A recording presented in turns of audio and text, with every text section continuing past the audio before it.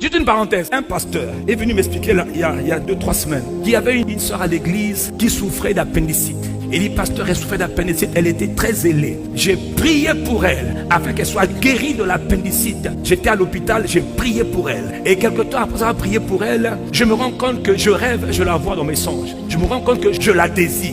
J'ai envie d'elle. J'ai une envie bizarre de cette sœur pour laquelle j'ai prié. Je ne comprends pas. Première fois, ça m'arrive. Deuxième fois, je sens, je fais encore un rêve. Je la vois dans ma chambre. Elle est nue, je la désire. Mais qu'est-ce qui m'arrive? J'étais pas comme ça. Le frère est marié. Il dit, mais j'ai des sentiments que je n'avais pas. Que se passe-t-il? Il rentre en jeûne. Il prie toute la journée. Le Seigneur lui dit, la sœur pour laquelle tu es allé prier à l'hôpital, elle t'a communiqué sa charge. Elle a étouffé ton onction. Oui. Ah, c'est un frère qui est un jeune très prophétique. Ouais. Mais là, il a manqué de sensibilité. Il a imposé les mains trop rapidement. Elle a éteint, il dit, elle a pris ton onction. Parce qu'effectivement, il n'arrivait plus à prier. Je te rends compte que des fois, tu peux prier pour quelqu'un, maintenant tu n'arrives plus à prier. Parce que tu as touché quelqu'un qui t'a communiqué une...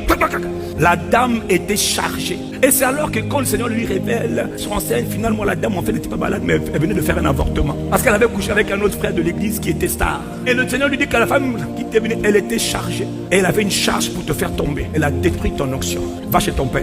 Il faut que tu te recharges. Il est revenu à Brazzaville, priez pour lui. Il a été rechargé. Il est reparti. Oui, non, juste pour vous dire que tous vous qui aimez beaucoup imposer les mains là. Il y a des gens sur qui tu as posé la main, ils sont chargés, mais la charge est supérieure à la tienne. Hein? Un autre frère, un prophète, lui aussi même expérience. Il a prié pour une sœur. Il a commencé à rêver de cette sœur. Il dit, c'est bizarre, j'ai touché quelqu'un. Maintenant, c'est comme si toutes les femmes, je vois les seins, je vois les fesses. Je me sens attiré. N'eût été la crainte de Dieu. Voilà comment beaucoup de frères tombent, sans faire exprès de tomber. Juste parce qu'il a imposé les mains à une personne qui était chargée. Si je parle à quelqu'un, je suis en train de te dire juste que Satan peut utiliser toutes sortes d'artifices pour te détourner de la volonté de Dieu. Et que si eux là, ces deux-là, ils ne craignaient pas Dieu, ils allaient tomber. Mais physiquement, hein. Or là, il était oppressé. Vous qui aimez beaucoup les accolades là, comme à l'église tout le monde fait les accolades. Oh bonjour mon frère, est-ce que tu sais que parfois les accolades sont une source de... Mais c'est l'imposition des mains. Ok. Tu trouves que j'exagère, hein? Ok. Surtout toi, sœur, qui aime beaucoup serrer les frères là.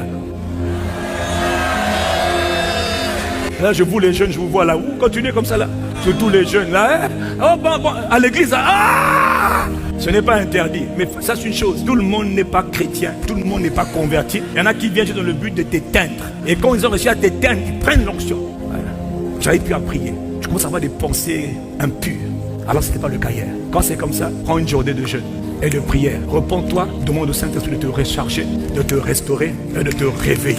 Non, vraiment, je sens que je dois le dire. Hein. Oh, ligne de prière là. Avant de faire ligne de prière, pour que le peuple vienne prier, en même un jour plein, prie. Charge-toi. Parce que dans la ligne de prière qu'on fait là, il y en a qui